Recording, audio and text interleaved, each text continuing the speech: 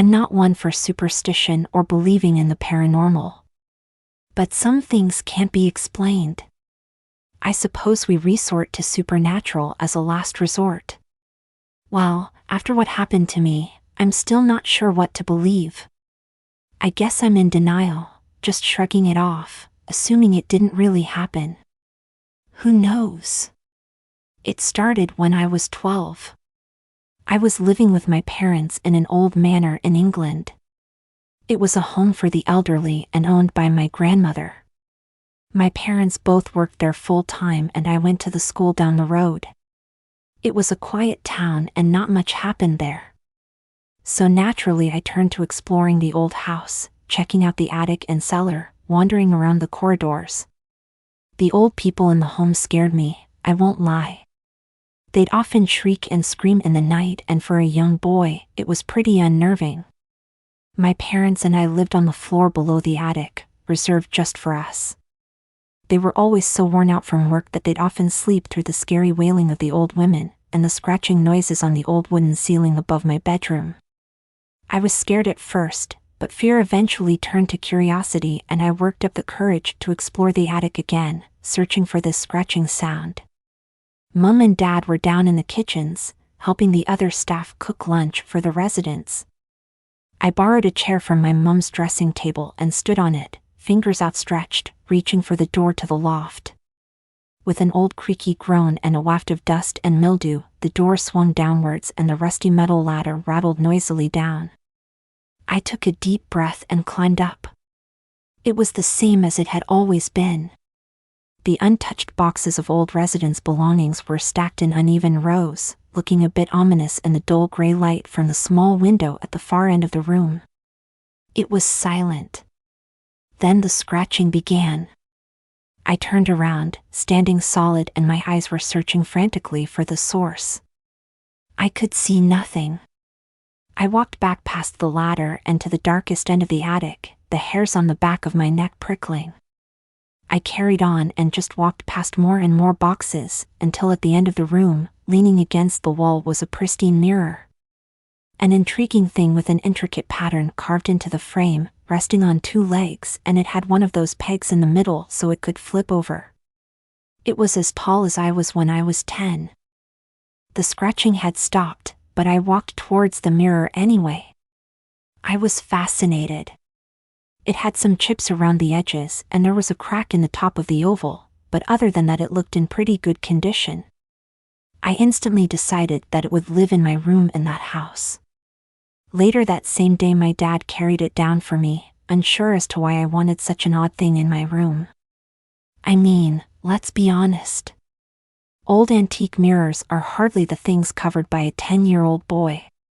But still, this mirror had a charm about it. It was the same night that it was in my room, that it held my reflection in the light, that the paranormal things began to occur. I woke up to the scratching noise again. I instantly looked upwards, but it wasn't coming from the attic. It was the mirror. Perplexed, I flicked on the lights and stared at the mirror. I stared back at myself.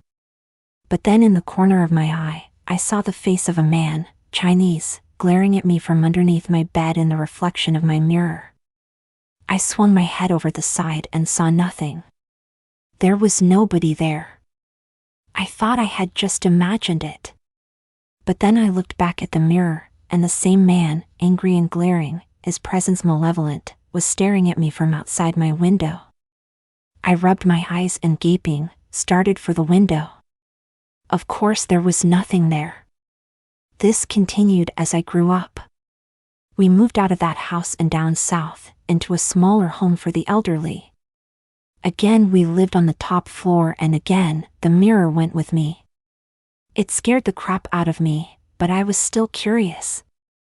Who was this man inside the old mirror? Angry. He never spoke or moved, he just glared at me, his head poking out from random spots each time I looked back at him.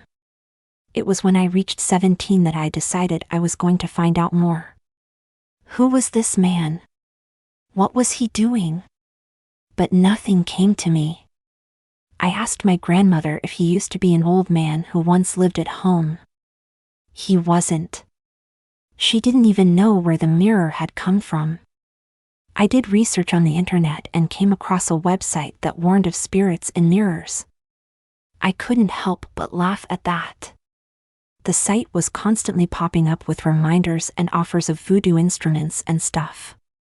I just ignored these. I didn't bother asking my parents for advice either. They were still working flat out trying to keep this business going. It was on my 18th birthday that the man inside the mirror did something unusual. He moved whilst I was looking at him. I was lying in bed the morning after a night out drinking with friends. I was feeling pretty worse for wear and I was just watching him with an amused expression.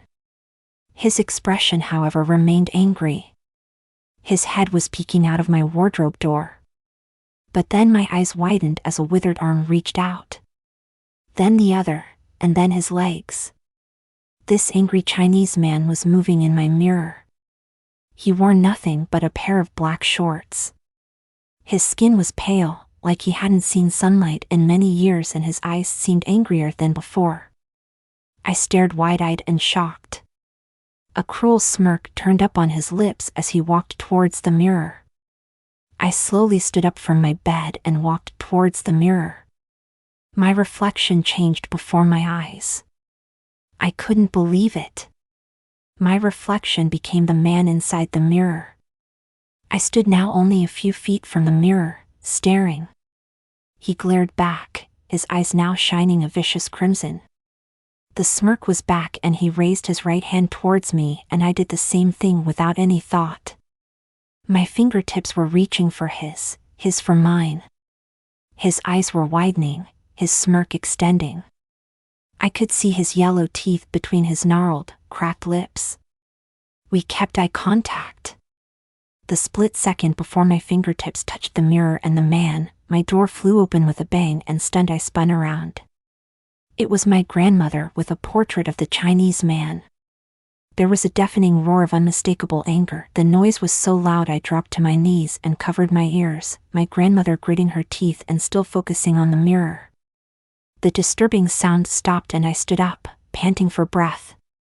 I looked at my grandmother, who smiled at me before gasping and dropping the old portrait of the man, who even on canvas, looked as angry and terrifying as he did in the mirror.